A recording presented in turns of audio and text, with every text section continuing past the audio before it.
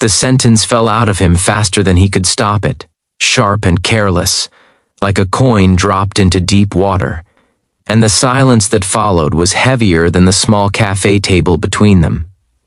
He had leaned back in his chair, arms folded, eyes drifting toward the window, as if what he had just said did not matter, as if it was a harmless preference spoken aloud.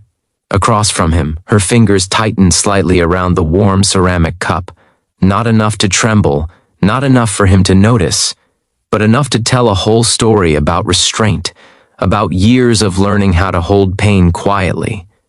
In that moment, something simple and cruel had been revealed, and if you have ever been judged by a single word attached to your past, you know how the air can suddenly feel thinner, how your chest tightens while your face stays calm.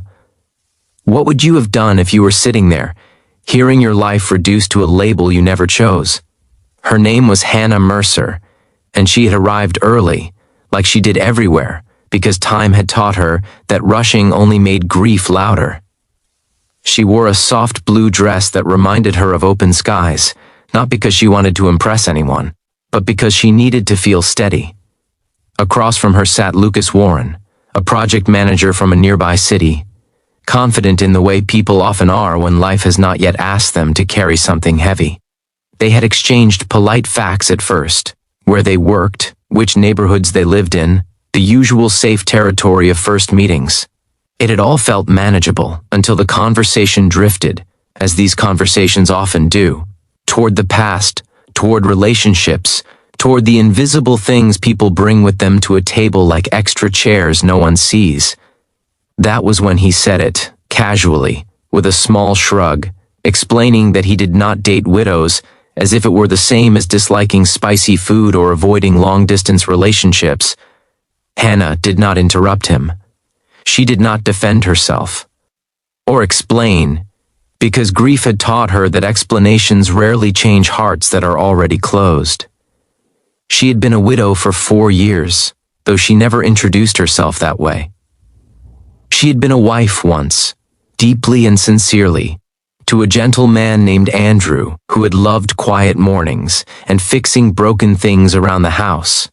Their life had not been dramatic or perfect, but it had been real, and when an unexpected illness took him in less than 6 months, it left behind a silence that never fully went away. Hannah had learned to live with that silence, to fold it neatly into her days, to smile without lying, to hope without demanding. Sitting there now, she felt that old ache stir, not because Lucas rejected her, but because of how easily he dismissed something that had shaped her into who she was. Lucas, for his part, felt oddly justified. He told himself he was being honest, that honesty was better than pretending. He believed widows carried comparisons, shadows of past love that no new relationship could compete with. He did not consider that his words were not neutral facts but judgments shaped by fear. Fear of not being enough, fear of being second, fear of a pain he had never actually touched. He glanced at Hannah, noticing her composed expression, and assumed she was unaffected. He did not know that strength often looks like stillness, or that some people have learned how to absorb hurt without spilling it onto the table. The turning point did not come in a dramatic burst. It came quietly, the way real lessons often do, slipping in through a side door when pride is not watching. As they sat there, a woman at the next table struggled to gather her things, a small child tugging at her sleeve, asking questions in a soft, insistent rhythm. The woman apologized to no one in particular, her eyes tired but kind, and Hannah instinctively stood to help, steadying the chair, offering a reassuring smile. Lucas watched as Hannah crouched slightly to the child's level, speaking gently, her face softening in a way it had not when she spoke to him. The child laughed, tension dissolving, and for a brief moment, something in Lucas shifted, though he did not yet know what to call it. They sat back down, and the conversation limped forward, awkward now but alive. Hannah spoke about her work at a local community center, about organizing food drives and after-school programs, about finding purpose in service when life no longer followed the plan she once imagined. She did not mention her loss again. She did not need to. Lucas listened, truly listened this time, noticing the quiet authority in her voice, the way she spoke of people not as problems to solve, but as lives to honor. He felt an unexpected discomfort, the kind that comes when your assumptions begin to crack. He had expected a widow to be fragile, to carry sadness like a visible weight, but Hannah carried something else entirely, a depth that did not ask for pity. Later that evening, after they parted politely, Lucas drove home through streets glowing with early evening light, his mind restless. He replayed the date, the moment his words landed between them, the way her eyes had changed, not with anger, but with something sadder, something more dignified.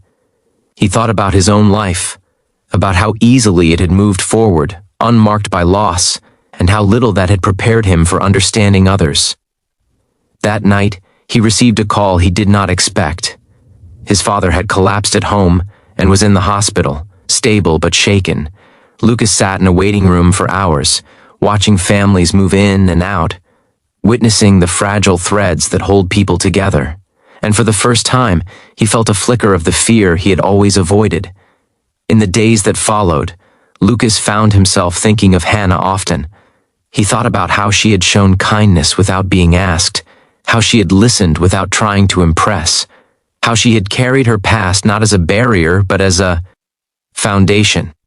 He realized that what he had rejected was not widowhood itself, but his own discomfort with grief, his unwillingness to face the truth that love, real love, always risks loss.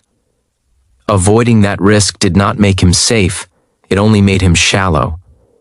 He began to understand that widows were not people stuck in the past, but people who had loved deeply enough to be changed by it. A week later, Lucas reached out, unsure of what he hoped for, only certain that silence would be the wrong choice. Hannah agreed to meet again, not because she needed validation, but because she believed in giving people space to grow. This time, they walked through a public garden, the air cool and open, the kind of place where conversation feels less trapped. Lucas did not try to explain himself away. He spoke honestly about his fear, about the hospital waiting room, about realizing how little he understood. Hannah listened, not as a judge, but as someone who knew that growth often begins with discomfort. Their connection did not transform into instant romance, and it did not need to.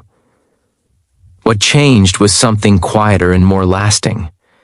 Lucas learned that compassion is not about agreeing with everyone, but about honoring experiences you have not lived. Hannah was reminded that her story did not need to shrink to make others comfortable.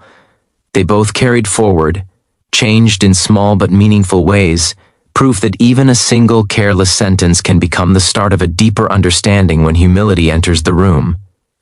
If this story stirred something in you, if it made you reflect on a moment you judged too quickly or were judged yourself, you are welcome to share your thoughts in the comments. And if this story truly touched your heart, gently consider liking, commenting, sharing, and subscribing so more stories of kindness and quiet growth can find their way to